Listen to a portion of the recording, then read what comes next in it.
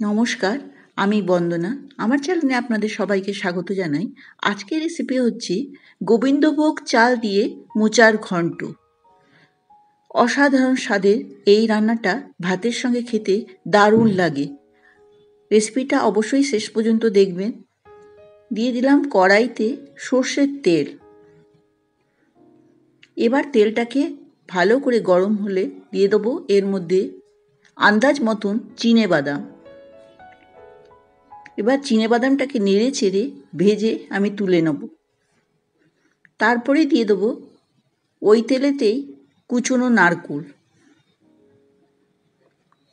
মোচাতে কিন্তু নারকোল খুব ভালো লাগে।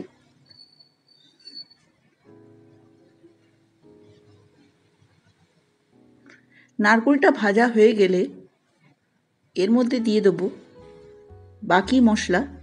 দিয়ে দিলাম ফোড়নের জন্য ছোটো এলাচ, লবঙ্গ, দারচিনি, 2-3টে ছোটো এলাচ, লবঙ্গ আর 1 টুকরো দারচিনি। এরপর আমি 2টো মিডিয়াম সাইজের আলু খোসা ছাড়িয়ে ছোট ছোট করে ডুমো করে কেটে রেখেছিলাম, সেই আলুগুলো দিলাম।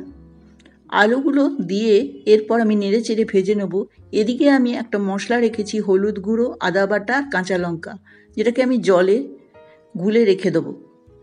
এরপর আলুর মধ্যে দিয়ে দিলাম নুন। মশলাতে কিন্তু একটু নুনও দিয়ে আমি গুলে রেখেছি।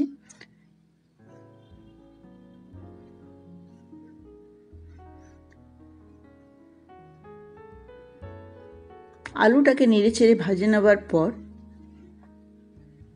এরপর দেব আমি এর মধ্যে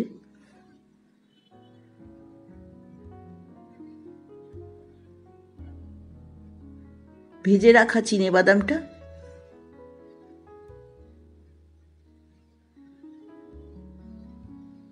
তারপর দিয়ে দেবো ওই মশলাটা যেটা গুলে রেখেছিলাম, আদা বাটা, কাঁচা লঙ্কা আর হলুদ গুঁড়ো। এর মধ্যে আমি কোনো জিরে ধনে ব্যবহার করব না। মোচাতে কিন্তু জিরে ধনেটা খুব বেশি ভালো লাগে না, সেই জন্য আমি জিরে ধনে গুঁড়ো দিইনি। এখানে আমি মোচা কুচিয়ে সেদ্ধ করে রেখেছি আর পুরোটাই জলটা একদম চিপে বার করে নিয়েছি। এখানে একটা মাঝারি সাইজের মোচা আছে। আমি সেদ্ধ করার সময় একটুখানি হলুদ গুঁড়ো দিয়ে সেদ্ধ করেছিলাম, তবে সম্পূর্ণ জলটা বার করে নিতে হবে ছেঁকে। এরপর আমি মশলার সঙ্গে একটু কষবো। তার জন্য কিন্তু কিছুক্ষণের জন্য 5-10 মিনিটের জন্য ঢেকে রাখবো। আলুটাও একটু সেদ্ধ হবে আর মোচাও মজে যাবে।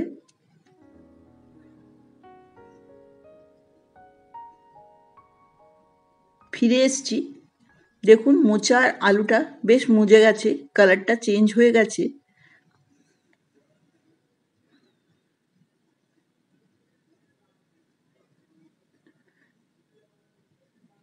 আপনারা যদি আমার ফেসবুক পেজ থেকে দেখেন তাহলে অবশ্যই লাইক কমেন্ট করবেন, আর ইউটিউব চ্যানেল থেকে দেখলে লাইক কমেন্ট করে পাশে থাকবেন। অবশ্যই একটা কমেন্ট করে জানাবেন। এখানে আমি গোবিন্দভোগ 1 মুঠো চাল ভিজিয়ে রেখেছিলাম 1 ঘন্টা, তারপর আমি পিষে নিয়েছি। পেষাটা কিন্তু খুব মিহিন হবে না, আর খুব জলও আমি দিইনি। যেই জল দিয়ে ভিজিয়ে রেখেছিলাম একদম অল্প জল দিয়ে পিষে নেব। তারপরে আমি দিয়ে দেবো নারকোল বাটা। এখানে 3 টেবিল চামচের মতো নারকোল বাটা আছে। এরপর আমি দিয়ে দিলাম এর মধ্যে 2-4টে তেজপাতা।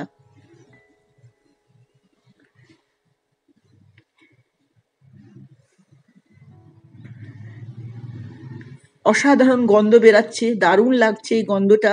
আপনারা অবশ্যই বানাবেন এই রান্নাটা। এবার নারকোলের যে বাটিতে আমি এখন পর্যন্ত কোনো জল দিইনি, নারকোল বাটিতে একটুখানি 2 টেবিল চামচ জল গুলে দিয়ে দিলাম কয়েকটা কিশমিশ।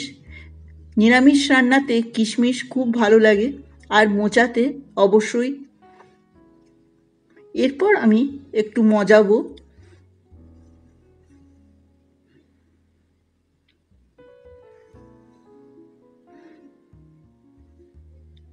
তার জন্য আমি আরও 5-7 মিনিট ঢেকে রাখবো।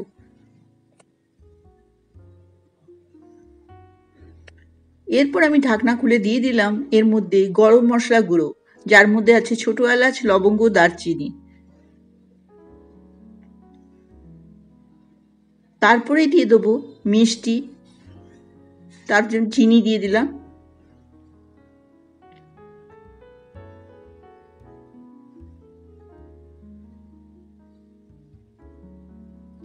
এরপর দেবো আমি ঘি। ঘিটা একটু বেশি মাত্রাতেই দেব। নিরামিষ রান্নাতে ঘি আর মোচাতে ঘি খুবই ভালো লাগে। আমার রান্নার শেষের দিকে ভাতের সঙ্গে সার্ভ করুন, দারুণ লাগবে, সকলেই বলবে খুব ভালো হয়েছে এই মোচা দিয়ে গোবিন্দভোগ চালের ঘন্ট। আমার রান্নাটা দেখার জন্য ধন্যবাদ।